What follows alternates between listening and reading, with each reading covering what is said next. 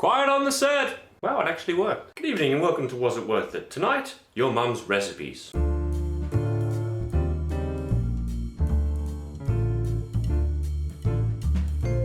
If your parents are anything like mine, they'll have one or two key recipes that you treasure. But the question is it worth following them? To test that, I've got a recipe here. Chocolate chip cookie. It's for chocolate chunk cookies. It's for chocolate chunk cookies. Handwritten, so you know it's genuine. And we're going to follow it, see if it's as good as I remember. Okay, so step one, gather your ingredients. Plain flour, brown sugar, white sugar, eggs, vanilla extract, baking powder, butter. Now I really like using this chocolate because it's super awesome in every possible way. Normally I get the dark stuff. Today we're using the milk stuff because it was on special and I'm cheap. In this stuff, first of all you have to bash it up, so just, or knife it. Can you knife chocolate? Now this recipe only calls for about 1 block, but I buy 2 because quality control.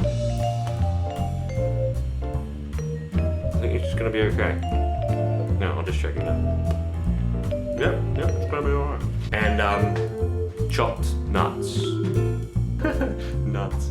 Just an aside, I really don't like having nuts in cookies or brownies or anything else. Nuts belong elsewhere.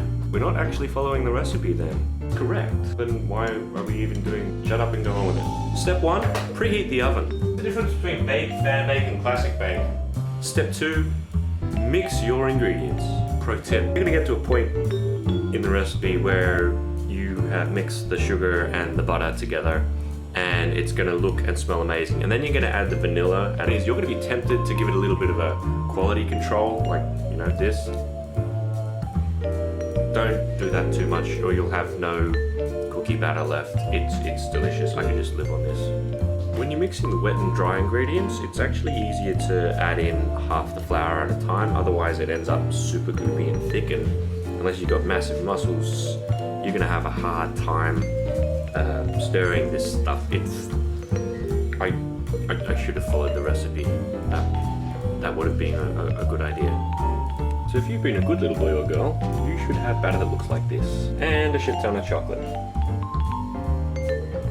Now we're gonna add that to that. Pro tip, clean up as you go. Step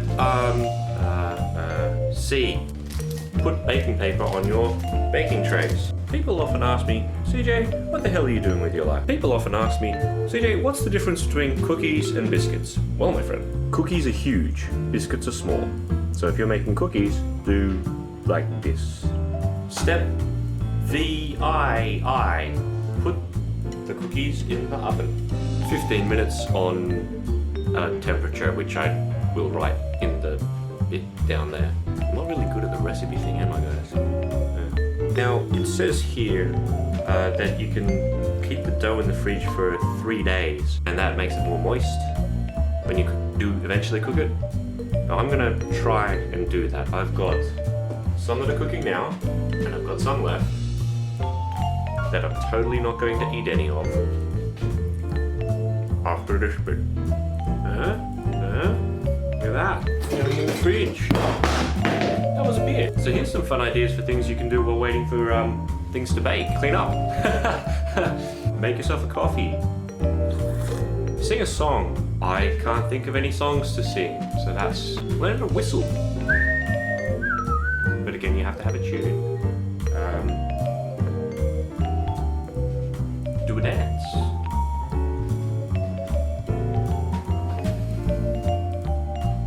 Learn how to do the drippy sound thing with your mouth, where you flick it and...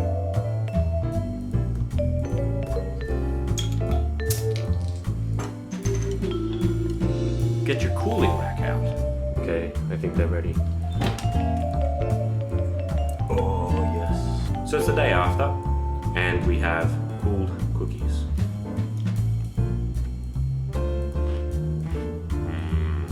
They are delicious. Everything they're said to be on the recipe. Large chunks of chocolate, chewy on the inside, crunchy on the outside. They're excellent. And it's really hard to review because I keep on eating them. Haven't tried both batches. The ones that were in the refrigerator and the ones that were made on the day. The ones that were made after refrigeration were better. Here it wasn't worth it. We only really care about one thing, and that is answering the question, was it worth it? In this case, we were asking if it was worth following the recipe, not is it worth eating chocolate chip cookies, although the answer to that one is yes. And in this case, I'd say yes, even though we didn't really follow the recipe. It's worth following the recipe, even though you know it's not exactly what you want first time round, simply because then you can see what the person who wrote it down was trying to do. After that, you can make the recipe your own, make the adjustments, knowing what the original recipe results in. You can tweak it and make it better. So I heartily recommend following your mum's recipes.